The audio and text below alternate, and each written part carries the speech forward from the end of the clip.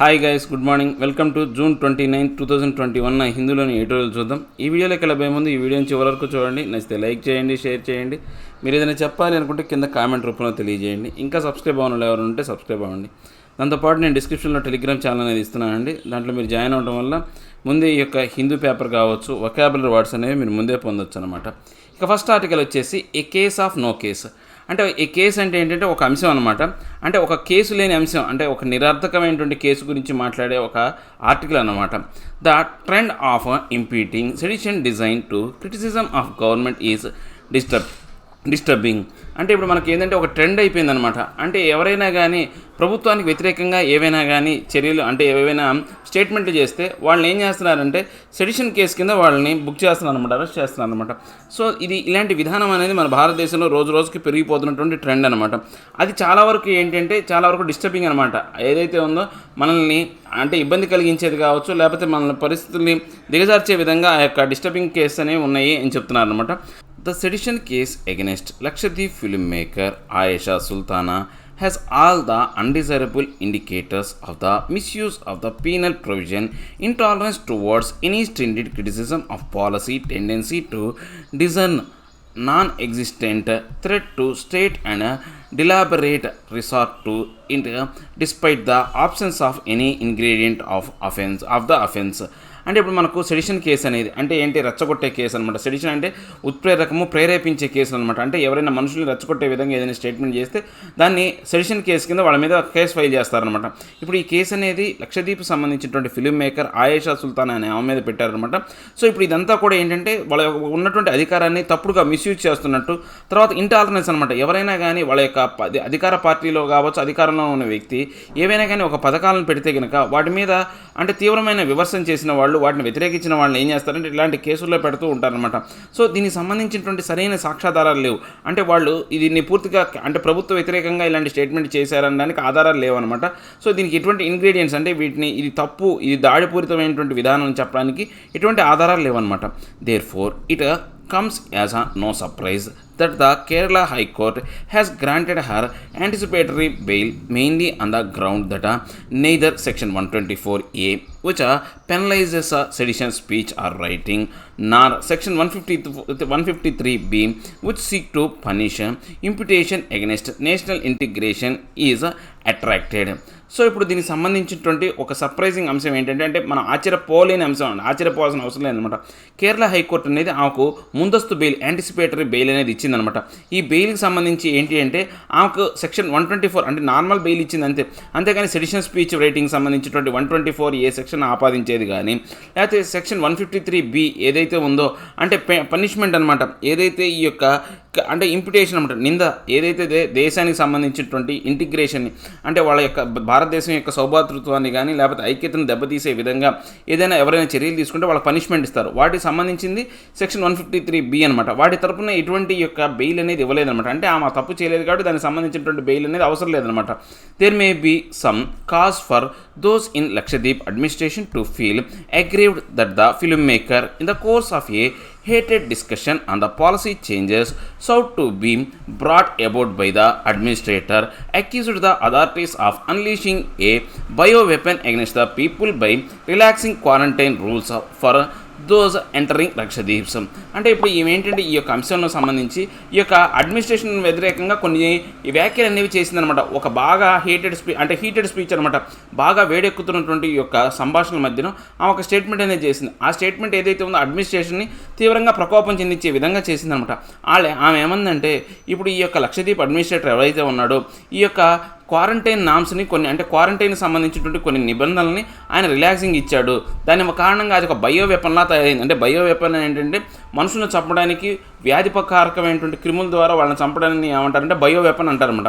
అది బయో వెపన్లాగా తయారైంది. ఎవరైతే లక్షద్వీప్లోకి ఎంటర్ అవుతున్నారో వాళ్ళ మీద క్వారంటైన్ నామ్స్ అనేది తొలగించడం అనేది అదొక బయో వెపన్లా తయారైంది. దీనివల్ల మనుషులు చనిపోతున్నారని చెప్పేసి ఆమె స్టేట్మెంట్ ఇచ్చారనమాట, ఏదో ఒక heated స్పీచ్లో. However, as the court has rightly pointed out, there is nothing in use of the term that tended to create a disaffection against the government or incite the people against it. So ఇప్పుడు ఏదేమైనప్పటికీ కూడా court ఏంటంటే ఈ యొక్క అంశాన్ని గుర్తించి ఇప్పుడు ఏమి చెప్పిన స్పీచ్లో ఏదైతే ఆమె ఒక టర్మ్ అనేది వాడింది, బయోవెపన్ అనే టర్మ్ అనేది వాడింది, ఈ బయోవెపన్ టర్మ్ అనేది ఏది కూడా అంటే గవర్నమెంట్కి వ్యతిరేకంగా ఉన్నట్టు కానీ గవర్నమెంట్ని తప్పుదోవ పట్టించే విధంగా లేకపోతే గవర్నమెంట్ని నిందించినట్టుగానే లేదు. దాంతోపాటు ఇన్సైట్ అంటే ఏంటంటే ప్రేరణ అనమాట, ప్రజల్ని రెచ్చగొట్టే విధంగా ప్రేరేపించినట్టు స్టేట్మెంట్ ఏమి కాదని చెప్పేసి కోర్టు చెప్పిందనమాట.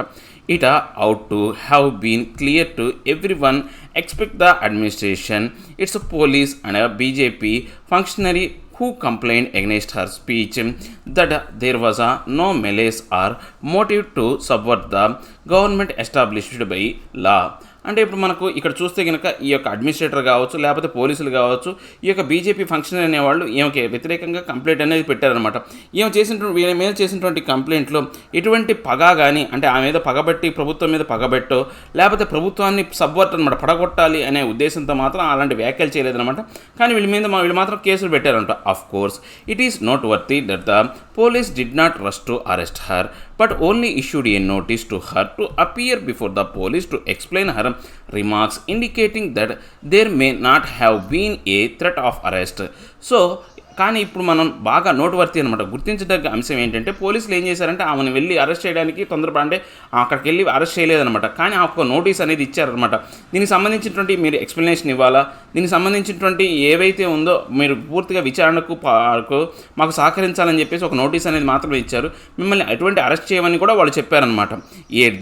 Every institution of the case is questionable. ఏదేమైనప్పటికీ కూడా ఈ యొక్క కేసుకు సంబంధించినటువంటి ప్రతి ఒక్క అంశం కూడా మనం ప్రశ్నించదగ్గ అంశమే అనమాట. It is disconcerting that courts are reportedly called upon to iterate that a strong speech or writing against government policy is not enough to book someone for sedition, and that only incitement to violence or an inclination to cause public disorder amount to such an offense. So ఇప్పుడు మనకు ఈ కోర్టులు అనేవి చాలాసార్లు అంటే ఈ యొక్క అంశాల గురించి కలవరం చెందుతున్నాయి అనమాట. తీవ్రంగా డిస్కన్సల్టింగ్ అనమాట కలవరం చెందుతూ చాలాసార్లు వీటిని రీఇటరేట్ అనమాట. చాలాసార్లు వీటి గురించి ప్రస్తావించినమాట మళ్ళా చెప్తూ వస్తూ ఉన్నాయి అనమాట. రీఇటరేట్ అంటే మళ్ళా చెప్తూ వస్తూ ఉన్నాయి అనమాట. ఏదైనా కానీ ప్రభుత్వానికి వ్యతిరేకంగా ఒక మాట మాట్లాడినా ఒక రాత రాసినా కానీ అది ఏదో అంటే సెడిషన్ కేసు కింద ఆపాదించుకోవడం అంటే ఉత్ప్రేరకంగా రెచ్చగొట్టే చర్య కింద చూడకూడదనమాట. లేదా వైలెన్స్కి ప్రేరేపిస్తున్నారు ఇన్సెంటిమెంట్ ఏంటంటే ప్రేరణ అనమాట. వైలెన్స్కి ప్రేరేపిస్తున్నాను లేకపోతే పబ్లిక్ యొక్క డిజార్డర్ అంటే ప్రజల్లో సామాన్యంగా ఉన్న పరిస్థితిని దెబ్బతీసే విధంగా కొన్ని రెచ్చగొట్టే చర్యలు చేస్తున్నారని అలాంటి దాడులకు పాల్పడుతున్నారనే దాని కింద ఆ కేసులు తీసుకోకూడదని కోర్టులు ఎన్నోసార్లు మొత్తుకుంటూ ఉన్నాయన్నమాట. మళ్ళీ చెప్తూనే ఉన్నాయన్నమాట. The court considered the political context in which the vehement criticism of the administration has come about. So ఇప్పుడు కోర్టులు అనేవి మళ్ళీ పొలిటికల్ అంటే రాజకీయపరమైనటువంటి అంశం కింద క్రిటిసిజాన్ని గంభీరమైనటువంటి క్రిటిసిజాన్ని ఈ యొక్క అడ్మినిస్ట్రేషన్ కింద భాగంగా అంటే గంభీరమైన క్రిటిసిజం గురించి మళ్ళీ వీళ్ళు ప్రస్తావించారన్నమాట court. There is much debate about the administrative changes introduced by the administrator Praful Khoda Patel since he assumed office last December. So ఇప్పుడు మనకు ఈ యొక్క అడ్మినిస్ట్రేటర్ ఎవరైతే ఉన్నారో ఆయన ప్రఫుల్ కోడా పటేల్ అనే అతను కొత్త ఏవైతే మార్పులు అనేవి తీసుకొచ్చారో పరిపాలనాపరమైనటువంటి మార్పులు అనేవి తీసుకొచ్చారు. ఎప్పుడైతే ఆయన డిసెంబర్లో ఆ పదవిని అధిరోహించారో అప్పటి నుంచి కొన్ని మార్పులు తీసుకొచ్చారనమాట. The context indeed was the criticism of the modified operating procedure under which the mandatory provision for quarantining visitors to Lakshadweeps was given up. So ఇక్కడ కాంటెక్స్ట్ ఏంటంటే వాస్తవంగా చెప్పాలి అంటే ఆయన యొక్క ఏదైతే మార్పులు తీసుకొచ్చారో ఆ మార్పుల మీద కొంచెం తీవ్రమైనటువంటి విమర్శ క్రిటిసిజం అనేది జరిగిందనమాట. ఏ మార్పులు తీసుకొచ్చారంటే ఎవరైనా కానీ లక్షద్వీప్స్కి వస్తే కనుక మ్యాండేటరీగా వాళ్ళని కొన్నాళ్ళు క్వారంటైన్లో పంపిస్తారనమాట. సో ఆ క్వారంటైన్ ఏదైతే ఉందో ఆయన పూర్తిగా విడిచిపెట్టాడు. అంటే ఎవరు వచ్చినా కానీ వాళ్ళు క్వారంటైన్లోకి వెళ్ళాల్సిన అవసరం లేదని చెప్పి మార్పులు చేశాడనమాట. Many attribute the exponential rise in కోవిడ్-19 కేసెస్ టు దిస్ మోడిఫికేషన్. చాలామంది దేనికి ఆపాదించారంటే అక్కడ కోవిడ్-19 కేసులు పెరగడానికి ఈ మోడిఫికేషనే కారణమని చాలామంది అట్రిబ్యూట్ అంటే ఆపాదించారన్నమాట ఈ యొక్క అంశాన్ని. Another bench of the high court has stayed the administrator's order to close down dairy farms run by the animal husbandry department and remove meat from the menu for school mid day meals. ఇంకో bench of court అనేది అంటే ఈ యొక్క అంశాలకు సంబంధించి ఇంకో bench court అనేది ఏం తీర్పునిచ్చింది అంటే ఆయన కొన్ని అడ్మినిస్ట్రేషన్లో భాగంగా ఆయన ఏం చేశారంటే ఈ యొక్క యానిమల్ హస్బెండరీకి సంబంధించినటువంటి డిపార్ట్మెంట్ అనేవాళ్ళు డైరీ ఫామ్ అనేది నడుపుతున్నారనమాట. దాన్ని నిలుపుదల చేయాలనే ఆర్డర్ని ఆయన ఇచ్చాడు. దాన్ని కోర్టు అనేది స్టే చేసింది. అంటే యానిమల్ హస్బెండరీ వాళ్ళు డైరీ ఫామ్స్ నడపచ్చు. దాంతోపాటు మిడ్ డే మీల్స్లో మధ్యాహ్నం పూట పెట్టే మిడ్ డే మీల్స్లో మాంసం పెట్టకూడదని చెప్పేసి ఆయన కొత్త ఆర్డర్ అనేది పాస్ చేశారు. దాన్ని కూడా నిలుపుదల చేశారనమాట. When controversial orders are made they do have a propensity to attract vehement protest and stringent criticism. ఏదైనా కానీ వివాదాస్పదమైన కాంట్రవర్షియల్ అంటే వివాదాస్పదమైనటువంటి ఇలాంటి ఆర్డర్లు వచ్చినప్పుడు వాటి మీద ఏదైతే ప్రొపెన్సిటీ అనమాట అంటే ఎక్కువగా వాటి మీద వాటి ధోరణి అంటే వాటి విధానం గురించి ఏదైతే గంభీరమైనటువంటి తిరుగుబాటు అనేది ఉంటుందన్నమాట. వెహమెంట్ అంటే గంభీరమైన, ప్రొటెస్ట్ అంటే తిరుగుబాటు అనేది ఉంటుందన్నమాట. దాంతోపాటు స్ట్రింజెంట్ అనమాట కఠినమైనటువంటి విమర్శలు కూడా దాని మీద ఉంటాయి అన్నమాట. Unfortunately the tendency to accuse critics and detractors of having a design to provoke disaffection against the government is spreading among authorities across the country. So ఇప్పుడు అన్ఫార్చునేట్ దురదృష్టకరమైన అంశం ఏంటంటే ఎవరైనా కానీ వాళ్ళ మీద ఈ క్రిటిసిజం విమర్శలు చేస్తే వాళ్ళు చేసే తప్పుల్ని దుయ్యబడితే కనుక వాళ్ళని ఏమంటారు డిట్రాక్టర్స్ అనమాట. అంటే వాళ్ళని విమర్శ అంటే పూర్తిగా వ్యతిరేకులుగా చూడటం లేకపోతే వాళ్ళని పూర్తిగా సంఘ విద్రోహ శక్తులుగా చూడటం అనేది ఇప్పుడు రోజు భారతదేశం మొత్తం కూడా ఇలాంటి అంశం అనేది అంటే పూర్తిగా వ్యాపించిపోతుంది అనమాట. It is clear the problem lies in the continuance of questionable provisions such as the one on sedition on the statute book. అంటే ఇప్పుడు మనకు ఈ యొక్క అంశాలన్నిటికీ మూలం అనేది ఎక్కడ ఉందంటే మనకు కొన్ని క్వశ్చనబుల్ ప్రొవిజన్స్ అనేవి ఉన్నాయన్నమాట. అంటే కొన్ని ప్రకరణలు అనేవి మన రాజ్యాంగంలో కావచ్చు లేకపోతే స్టాట్యూటరీ బుక్ అంటే ఏదైతే న్యాయపరమైనటువంటి పుస్తకాల్లో కొన్ని క్వశ్చనబుల్ ప్రొవిజన్స్ అనేవి ఉన్నాయన్నమాట. ముందు వాటిని తొలగించాలి. సెడిషన్ అనేది ఇలాంటి క్వశ్చనబుల్ అనమాట. ముందు దాన్ని తొలగించినప్పుడు మాత్రమే ఇలాంటి సమస్యలు అనేవి తలెత్తకుండా ఉంటాయని చెప్తున్నారు. ఏం లేదండి, ఈ మధ్యకాలంలో గవర్నమెంట్కి వ్యతిరేకంగా మనం ఏ స్టేట్మెంట్ చేసినా కానీ ఏదో మనల్ని ఒక ఉగ్రవాదుల్లాగానో గవర్నమెంట్కి అంటే ప్రజల యొక్క ఏదైతే శాంతి భద్రతల పనులను అంటే నాశనం చేయడానికి మనం రెచ్చగొట్టే వాళ్ళలాగా చూస్తున్నాను అనమాట. అది మంచి పద్ధతి కాదు. కోర్టులు అనేవి ఇలాంటి అంశాల గురించి మొత్తుకుంటున్నప్పటికీ కూడా ఇలాంటి కేసులు అనేవి వస్తూనే ఉన్నాయి. దీనికి అన్నిటికీ కారణం ఏంటంటే మన యొక్క ఏదైతే రాజ్యాంగం కావచ్చు లేకపోతే మనకు సంబంధించినటువంటి ఈ యొక్క ఏదైతే అంటే ఐపీసీ కోడ్ సంబంధించినటువంటి కొన్ని పుస్తకాలు స్టాట్యూటరీ బుక్స్ అనమాట. అంటే న్యాయపరమైనటువంటి పుస్తకాల్లో ఉన్నటువంటి కొన్ని క్వశ్చనబుల్ ఏవైతే ఉన్నాయో ప్రొవిజన్స్ ఏవైతే ఉన్నాయో వాటి వల్ల ఇలాంటి సమస్య అనేది తలెత్తుంది అని చెప్తున్నారు అనమాట. ఇక నెక్స్ట్ వచ్చేసి వార్ ఆఫ్ వర్డ్స్ అంటే మాటల యుద్ధం అనమాట. Government should require Twitter to follow rules but not be vindictive for political reasons. So ఇప్పుడు ఏంటంటే గవర్నమెంట్ అనేది ఎప్పుడు కూడా దీనికి గవర్నమెంట్కి ఏం కావాలంటే ట్విట్టర్ అనేది ఏవైతే కొన్ని రూల్స్ అండ్ రెగ్యులేషన్స్ ఉంటాయో ఏవైతే నియమాలు ఉంటాయో ఆ నియమాలు పాటించాలి. కానీ రాజకీయ అంటే పొలిటికల్ కారణంగా ఏంటంటే అదొక విండిక్టివ్ అనేది ఏంటంటే గొడవ ఏదైతే ఉందో అంటే ప్రతీకారేచ్ఛ. విండిక్టివ్ అంటే ప్రతీకారేచ్ఛ. రాజకీయ కారణాలుగా దాని మీద ప్రతీకారేచ్ఛ అనేది ఉండకూడదు అని చెప్తున్నాను అనమాట.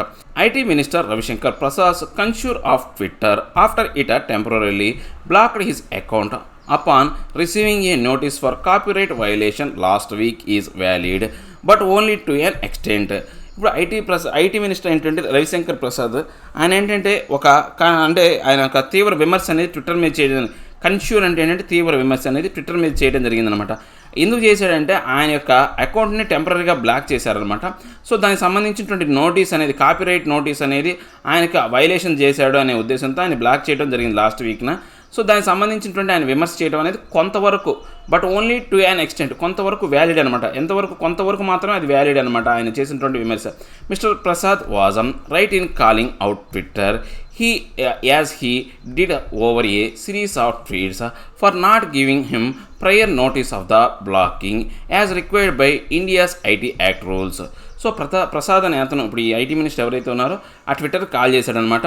ఆయన ఏంటంటే ఆయన ఆ యొక్క చాలా సిరీస్ ఆఫ్ ట్వీట్స్ అనేది చేయడం అనేది జరిగిందనమాట. సో దానికి ఆ ట్విట్టర్ బ్లాక్ చేసే ముందు ఆయనకు ఒక నోటీస్ అనేది ప్రయర్ నోటీస్ ముందుగా ఒక నోటీస్ అనేది ఇవ్వాలి.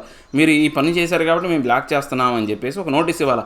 అది ఏంటి ఇండియాకు సంబంధించినటువంటి ఐటీ యాక్ట్ రూల్స్ ప్రకారం ఉందన్నమాట. అలా నోటీస్ ఇచ్చిన తర్వాత బ్లాక్ చేయాలి, మీరు ఎందుకు అలాంటి నోటీస్ నాకు పంపలేదని ఆయన క్వశ్చన్ చేశాడనమాట. The blocking was triggered because Twitter had reportedly received a notice for violation under the Digital Millennium Copyright Act DMCA filed by the International Federation of the phonographic industry. The content in a question being A.R. Rahman song మా తుజే సలాం. So ఇప్పుడు ఆయన ఏంటి, కానీ ఈ Twitter ఏం చెప్పింది అంటే, Twitter జనరల్గా ఈయన ఎందుకు బ్లాక్ చేసిందంటే ఇంటర్నేషనల్ సంబంధించినటువంటి digital Millennium Copyright Act DMCA చట్టానికి అనుబంధంగా సంబంధించినటువంటి చట్టానికి అనుగుణంగా ఈ యొక్క ఇంటర్నేషనల్ ఫెడరేషన్ సంబంధించినటువంటి ఫోనిక్ ఇండస్ట్రీకి సంబంధించి అంటే ఫోనోగ్రఫిక్ ఇండస్ట్రీకి సంబంధించినటువంటి ఈ యొక్క చట్టం అనమాట. దాన్ని ఉద్దేశించి ఈయన కాపీరైట్ వైలేషన్ అనేది జరిగింది. ఆ కాపీరైట్ వైలేషన్ అంటే ఏఆర్ రెహమాన్ సంబంధించినటువంటి మా తుజే సలాం అనే సాంగ్ని ఆయన ఉపయోగించాడనమాట ఆయన వీడియోలో. అందుకు దాన్ని కాపీరైట్ ఇష్యూ కింద దాన్ని ఏం చేశారు, బ్లాక్ చేశారనమాట.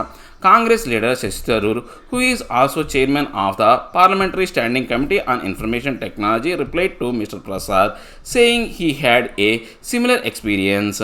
సో కాంగ్రెస్ సంబంధించినటువంటి లీడర్ అయినటువంటి శశి థరూర్ కూడా ఆయన కూడా ఒక చైర్మన్ అనమాట. Parliamentary standing committee information technology అనేది మన కమిటీస్ అనేవి ఉంటాయి, పార్లమెంటరీ కమిటీస్ అనమాట.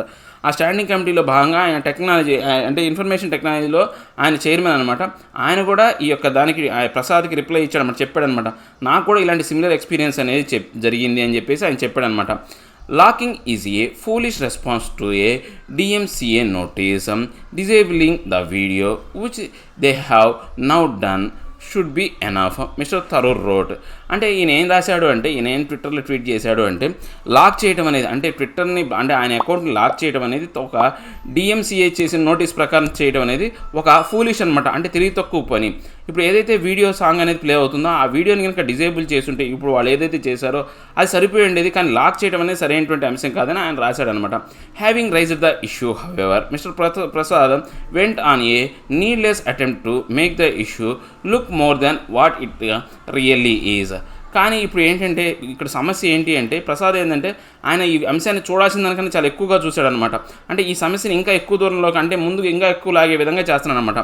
One of his tweets in this regard was this: it is apparent that my statements calling out the high-handedness and arbitrary action of Twitter, particularly sharing the clips of my interviews to TV channels and its powerful impact, have clearly ruffled its feathers.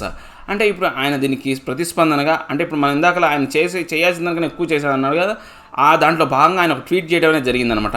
అంటే దీంట్లో స్పష్టంగా కనిపిస్తున్నటువంటి అంశం ఏంటి అంటే, నా స్టేట్మెంట్లు ఏవైతే ఉన్నాయో అవి హై హ్యాండెడ్నెస్ అనమాట, చాలా ఎక్కువ ప్రభావం కలిగినవి. దానివల్ల ఏం చేసిందంటే ట్విట్టర్ తన యొక్క ఆర్బిట్రరీ స్వేచ్ఛాయుతంగా వాటిని ఏం చేసింది, బ్లాక్ చేసింది. ఆ క్లిప్స్ అనేవి నాకు ఇంటర్వ్యూ సంబంధించినటువంటి అంశాలు, ఆ యొక్క క్లిప్స్ అన్నీ కూడా టీవీ ఛానల్లో చాలా వరకు వాటి యొక్క ప్రభావం అనేది చాలా పవర్ఫుల్గా ఉంది. సో ఆ పవర్ఫుల్గా ఉన్నటువంటి ఆ ప్రభావాన్ని పూర్తిగా నాశనం చేసే విధంగా ఈ ట్విట్టర్ అనేది వ్యవహరించింది. రఫేల్ అంటే ఏంటి, నాశనం చేసే విధంగా దాని యొక్క ఫెదర్స్ అనమాట, అంటే దాని యొక్క ఈకలు పీకేసే విధంగా ఆ యొక్క ట్విట్టర్ వ్యవహరించిందని చెప్పేసి ఆయన ట్వీట్ చేశారనమాట. It is quite likely that this is just a case of A global platform struggling to adhere to the laws of multiple jurisdictions where it has a substantial interests. అంటే ఇప్పుడు మనం కనుక చూస్తే కనుక మనకు చాలా వరకు ఏంటంటే ఇది ఒక గ్లోబల్ ప్లాట్ఫామ్. ఈ ట్విట్టర్ అనేది ఒక దేశానికో లేకపోతే ఒక ప్రాంతానికో సంబంధించింది కాదు, ప్రపంచవ్యాప్తంగా సంబంధించింది అనమాట. దీనికి ఇలాంటి సర్వసాధారణం అనమాట. ఇప్పుడు ఇలాంటి గ్లోబల్ ప్లాట్ఫామ్ అనేది అన్నిటికీ అంటే మల్టిపుల్ అంటే ఏవైతే ఉన్నాయో మల్టిపుల్ చట్టాలు అంటే ఒక్కొక్క దేశానికి ఒక్కొక్క రకమైన చట్టం అనేది ఉంటుంది. ఆ చట్టాలకు కట్టుబడి ఉండాలా. దాంతోపాటు ఏంటంటే గణనీయమైనటువంటి దానికి సంబంధించినటువంటి కొన్ని ఇంట్రెస్ట్ అనేవి ఉంటాయి అనమాట, ఉద్దేశాలు అనేవి ఉండడం అనేది జరుగుతుంది అనమాట. దానికి అనుగుణంగా వాళ్ళు ఏం చేయాలి, ప్రతి దేశంలో ఉన్నటువంటి చట్టాలకు అనుగుణంగా వాళ్ళు కట్టుబడి ఉండాలన్నమాట. Mister Tharoor's point in this regard needs highlighting. So ఇప్పుడు ఈ యొక్క అంశంలో థరూర్ యొక్క పాయింట్ అనేది చాలా వరకు హైలైట్ అవుతుందన్నమాట. He tweeted but getting a notice from a UK based organisation citing Twitter's role as service provider under a US law points to the challenges of Twitter India's operation in India. So ఇప్పుడు మనకు ఆయన చెప్పిన దాని ప్రకారం ఏంటంటే ఆయన ఒక tweet చేశాడు అనమాట. ఇక UK బేస్డ్ ఆర్గనైజేషన్ సంబంధించిన దాని ప్రకారం ఈ ట్విట్టర్ రూల్స్ అనేవి ఒక సర్వీస్ ప్రొవైడర్ సంబంధించినటువంటి రూల్స్ ఉన్నాయి. అదే యూఎస్ లాకి సంబంధించినటువంటి ఇది ఒక ఛాలెంజర్ అనమాట. అంటే సవాళ్ళు విసిరే వ్యక్తిలాగా, అంటే ఇండియా ఆపరేషన్స్లో చూస్తే కనుక ఇది ఒక సవాళ్ళు విసిరే విధంగా ఉంది. అంటే ఈ ట్విట్టర్కి ఒక్కొక్క దేశంలో ఒక్కొక్క రకమైనటువంటి గుర్తింపు అనేది ఉందని చెప్పేసి ఆయన ట్వీట్ చేశారనమాట. Nothing more needs to be read into it. దీంట్లో ఇంతకన్నా చదవడానికి ఏం లేదనమాట. Mister Prasad outburst is a pointed to the level of deterioration in the relationship between Twitter and Indian government. So ఇప్పుడు ప్రసాద్కు సంబంధించినటువంటి ఈ యొక్క అవుట్ బరస్ట్ అనమాట. ఒక్కసారిగా ఆయన ఏదైతే బరస్ట్ అవుట్ అనమాట, అంటే ఆయన ట్విట్టర్ మీద ఆయన ప్రతిస్పందన అనేది కనుక చూస్తే ఎలా ఉందంటే, ఈ యొక్క ట్విట్టర్కి భారతదేశ ప్రభుత్వానికి మధ్య సంబంధాలు అనేది క్షీణించే విధంగా, డిటరియేషన్ అంటే ఏంటంటే క్షీణించిపోవడం, తగ్గిపోయే విధంగా ఉందన్నమాట. Their already strained relationship was worsened further after Twitter's defense is not accepting all of the government's take down request from time to time. So ఇంకా ఏంటి అంటే, ఆల్రెడీ ఈ యొక్క వీళ్ళిద్దరి మధ్య సంబంధాలు అనేవి ఇప్పుడు ఈ యొక్క చర్య వల్ల దెబ్బతింటే, ఈ ట్విట్టర్ అనేది మళ్ళీ తనను తాను కాపాడుకోవడానికి డిఫియన్స్ అనమాట. అంటే ఇప్పుడు ఏదైతే ఉందో తనను తాను సంబంధించినటువంటి, అంటే డిఫియన్స్ అనమాట ధిక్కరణ, ఆ ధిక్కరణకు సంబంధించినటువంటి వాళ్ళు ఒక స్టేట్మెంట్ అనేది చేశారనమాట. మేము టైం టు టైం అన్ని గవర్నమెంట్కి సంబంధించినటువంటి యాక్షన్లు అనేవి మేము తీసుకోలేమని చెప్పేసి ఒక స్టేట్మెంట్ ఇవ్వడం వల్ల ఈ పరిస్థితి అనేది ఇంకా దారుణంగా ఇంకా దారుణంగా తయారైందనమాట. The problematic new IT rules have also contributed to this unease. అంటే ఇప్పుడు మనకు సమస్యాత్మకమైనటువంటి కొత్త ఐటీ చట్టాలు అనేవి కూడా ఇలాంటి అంటే పరిస్థితులు అనేవి దిగజారిపోయే పరిస్థితులు కావచ్చు, లేదా ఇబ్బందికరమైన పరిస్థితులకు కారణం అనమాట. But then Twitter also has to share some blame. So దీంతో పాటు ట్విట్టర్ కూడా కొంత నింద అనేది పడిందనమాట. It has open itself up to attacks from all sides because of its inability to pull down or label problematic content consistently. So ఇప్పుడు ఏంటి అంటే, వీళ్ళు ఏంటంటే ఈ యొక్క అటాక్స్ అనేవి వీళ్ళ మీద నుంచి అన్ని వర్గాల వాళ్ళ నుంచి, అన్ని దారుల నుంచి, అంటే అన్ని వైపుల నుంచి వీళ్ళ మీద ఈ యొక్క దాడులు జరగడానికి కారణం ఏంటంటే, ఇది ఒక అసమర్థమైనటువంటి విధానం అనేది ఉందన్నమాట. అంటే సమస్యాత్మకమైనటువంటి కంటెంట్ని వాళ్ళు టైం టు టైం ఆ యొక్క కంటెంట్ని తీసివేయడంలో ఏంటంటే అసమర్థత అనేది ఈ ట్విట్టర్కి అనేది ఉందన్నమాట. It has also come across as being indifferent in adhering to the requirements of the new IT rules, including the timely appointment of a grievance officer. So మళ్ళీ దీంతో పాటు ఏంటంటే ఈ యొక్క ఇండిఫరెంట్ అనమాట, ఇది భారతదేశానికి సంబంధించినటువంటి కొత్త ఐటీ రూల్స్ కట్టుబడి ఉండడానికి సంబంధించి టైమ్లీ అపాయింట్మెంట్ అనమాట. అంటే ఈ యొక్క గ్రీవియన్స్ అనమాట. గ్రీవియన్స్ అంటే ఏంటంటే దీనికి సంబంధించినటువంటి ఉపద్రవాలని చెక్ చేసే ఒక ఆఫీసర్ని పెట్టడంలో వీళ్ళు ఎప్పుడు కూడా విఫలం చెంది ఉన్నారనమాట. On the other hand it would be best for the government to just let the rules do the taking rather than take every opportunity to raise the pitch. So ఇప్పుడు ఏంటంటే ఈ యొక్క కరెక్ట్ చెప్పాలి అంటే, ఈ యొక్క సమయంలో గవర్నమెంట్ అనేది ఇలాంటి రూల్స్ని పెట్టడం కన్నా ఒక అవకాశాన్ని తీసుకునే విధంగా, అంటే వాళ్ళ యొక్క గళాన్ని విప్పే విధంగాను, లేకపోతే వాళ్ళకు ఈ యొక్క మార్పులు తీసుకొచ్చే ఈ ట్విట్టర్లు కావచ్చు, లేకపోతే ఇలాంటి వాటిలో మార్పులు తీసుకొచ్చే విధంగా ఒక చర్యలు తీసుకోవాలా. This only make it look inefficient and can take reason. అంటే ఇప్పుడు ఇది చూడటానికి ఎలా ఉంది అంటే ఒక అసమర్థమైన దానిలాగా ఉంది, దాంతోపాటు దుస్వభావం కలిగిన విధానంగా ఉందన్నమాట. అంటే వీళ్ళిద్దరి యొక్క పరిస్థితి అనేది ఎలా తయారైందంటే ఒక అసమర్థమైనటువంటి విధానం, దాంతోపాటు దుస్వభావం కలిగిన వాళ్ళలాగా ఉన్నారనమాట. ఏ లేదండి, ట్విట్టర్కి సంబంధించిన దాంట్లో ఈ యొక్క ఐటీ రవిశంకర్ ప్రసాద్ అనే అతను ఒక ట్వీట్ చేశాడు.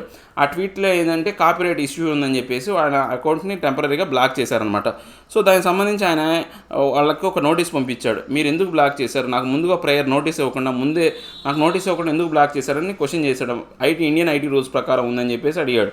దీనికి శశిధరుడు కూడా సపోర్ట్ చేశారనమాట. నాకు కూడా ఇలాంటి సిచ్యువేషన్ ఎదురైందని చెప్పేసి అడిగారనమాట. సో ఇక్కడ ఏంటంటే ఇక్కడ ట్విట్టర్ వాళ్ళది తప్పు ఉంది, వీళ్ళు ఇంత చిన్న విషయాన్ని పెద్ద చేయడం రెండు రకాల తప్పు ఉందన్నమాట. దీనివల్ల ట్విట్టర్కి ప్రభుత్వానికి మధ్య ఒక పెద్ద అగాధం ఏర్పడే విధంగా ఉందన్నమాట. సో ఇలా కాకుండా ప్రభుత్వం అనేది ఒక రెగ్యులేషన్స్ అనేవి అంటే అందరికీ ఆమోదయోగ్యమైనటువంటి రెగ్యులేషన్స్ అనేవి తీసుకోవాలి. కొత్తగా వచ్చిన ఐటీ చట్టంలో కూడా కొన్ని సమస్యలు అనేవి ఉన్నాయన్నమాట. దాంతోపాటు ట్విట్టర్ కూడా ఈ యొక్క ధిక్కరణ అనేది చేయకుండా సరిగా చేసే విధంగా చర్యలు తీసుకోవాలి. అలా ఉన్నప్పుడు మాత్రమే ప్రశాంతంగా ఉంటుంది. లేకపోతే వీళ్ళు అసమర్థమైన వాళ్ళలాగాను, లేకపోతే దుస్వభావం కలిగిన వ్యక్తుల్లాగాను ఉంటారు అని చెప్తున్నారు అనమాట. సో ఇవేంటి ఈరోజు నా హిందూలో 2 ఆర్టికల్ ఎక్స్ప్లెనేషన్ మీకు నచ్చే ఉంటుంది అనుకుంటే నచ్చితే లైక్ చేయండి, షేర్ చేయండి. మీరేదైనా చెప్పాలి అనుకుంటే కింద కామెంట్ రూపంలో తెలియజేయండి.